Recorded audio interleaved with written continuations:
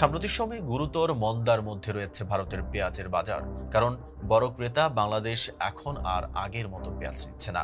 এছাড়া সৌদি আরবও ভারত থেকে মুখ ফিরিয়ে নিয়েছে। দুই দেশই এখন পাকিস্তান ও চীনের পেঁয়াজের দিকে ঝুঁকছে। বিশেষজ্ঞরা বলছেন ভারত নিজেই এমন পরিস্থিতির জন্য দায়ী। কারণ স্থানীয় বাজারে দাম ঠিক রাখতে ভারত বারবার পেঁয়াজ রপ্তানিতে নিষেধাজ্ঞা দিয়েছে। ফলে ক্রেতারা ধীরে ধীরে বিকল্প বাজার খুঁজে নিয়েছে। জানা গেছে ভারতের পেঁয়াজের বীজ অবৈধভাবে অন্য দেশে চলে যাচ্ছে। সেই বীজ ব্যবহার করে প্রতিদ্বন্দ্বী দেশগুলো নিজেরাই উৎপাদন বাড়িয়েছে। এতে তাদের স্বনির্ভরতা বেড়েছে আর ভারতের বাজার সংকুচিত হয়েছে।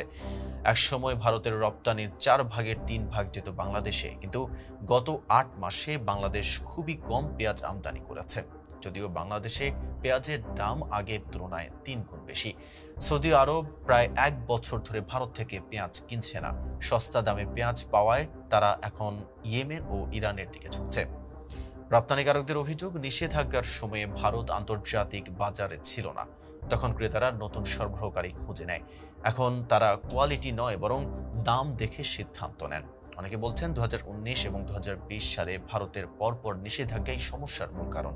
এই নিষেধাজ্ঞার ফলে বাংলাদেশ সহ নানা দেশে দাম হঠাৎ বেড়ে যায়। তখন বাংলাদেশ সরকার কূটনৈতিকভাবে আপত্তিও জানিয়েছিলেন। বর্তমানে বাংলাদেশের অবস্থান স্পষ্ট। স্থানীয় কৃষকদের রক্ষা করতে ভারত থেকে আর পেঁয়াজ কেনা হচ্ছে না। এর ফলও দেখা যাচ্ছে সংখ্যায়। 2023 থেকে 24 অর্থ বছরে ভারত বাংলাদেশে পাঠিয়েছিল 7,24,000 টন পেঁয়াজ, যা ভারতের মোট রপ্তানির 42%। কিন্তু 2025 থেকে 26 অর্থ বছরের প্রথম 6 মাসে বাংলাদেশ নিয়েছে মাত্র 12,900 টন।